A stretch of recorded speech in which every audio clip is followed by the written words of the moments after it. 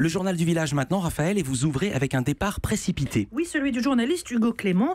Il devait quitter l'émission Quotidien sur TMC au moment des vacances de Noël pour rejoindre en janvier le site Combini. Mais finalement, le reporter n'apparaîtra plus du tout à l'antenne. Et ça fait suite à des tweets faux qu'il a publié mardi lors du déplacement d'Emmanuel Macron au Burkina Faso. Oui, il avait écrit sur le réseau social que le convoi du président avait été attaqué par, je cite, des centaines d'assaillants. Il avait précisé, tir entendu, on ne sait pas où est Macron. Oui, on ne sait pas où est Macron. Une grosse boulette publiée depuis Paris. Et selon le site Pure Média, donc, ces tweets entraînent son départ immédiat de Quotidien.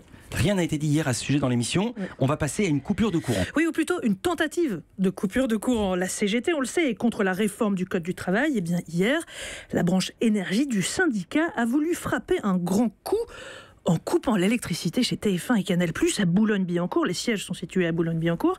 Et hier, des tweets du syndicat ont annoncé blackout total de Canal+, puis ensuite, TF1 vient de tomber. Et alors, les programmes ont été interrompus? Eh bien non, c'était un peu un coup d'épée dans l'eau. Le courant a bien été coupé dans le secteur, et ce jusque 15 heures environ. Mais il faut le savoir, les chaînes ont toutes des générateurs de secours, et je peux vous dire parfois même des générateurs de secours.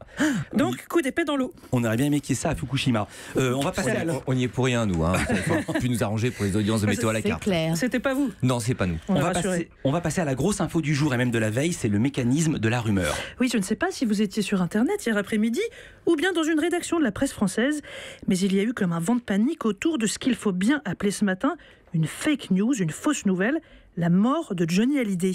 Tout a commencé en début d'après-midi quand des tweets annoncent la nouvelle, relaient la nouvelle. Et à l'heure où on parle, je vais l'avouer très clairement, j'ai pas encore réussi à remonter le fil, tellement il y a eu de tweets. Donc j'ai pas vraiment l'origine. Mais ce que je peux vous dire, c'est que dans l'après-midi, la moitié des requêtes Google concernaient Johnny.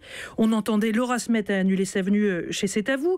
On entendait ça vient de telle chaîne, de telle chanteuse qui a dit que. On a même entendu il va y avoir une annonce officielle à 17h. On a même attendu que l'annonce, on attendait que le président Macron rentre en France pour faire l'annonce. On a entendu tout et n'importe quoi.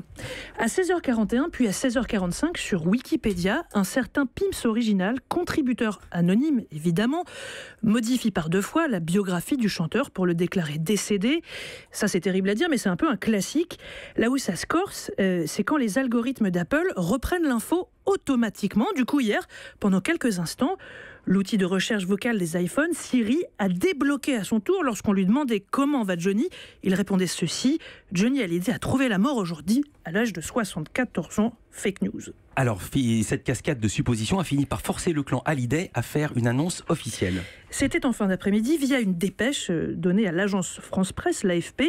L'artiste est chez lui et se repose, a expliqué Sébastien Farran, le manager de Johnny, qui a demandé à ce que l'on cesse de colporter des rumeurs infondées qui attristent Johnny ainsi que sa famille. Et en ce qui concerne l'émission C'est à vous sur France 5. Alors oui, c'est vrai, Laura Smet a annulé sa venue prévue aux côtés de sa mère, Nathalie Baye, pour la promo du prochain film de Xavier Beauvois.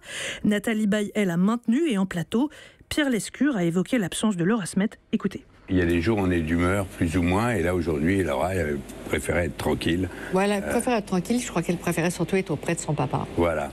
Et son papa, il a la rage qu'on lui connaît. Oui. Il est d'un courage absolument incroyable et voilà. Voilà, Johnny à la rage, c'est tout pour le moment. Merci Raphaël Baillot. Europe.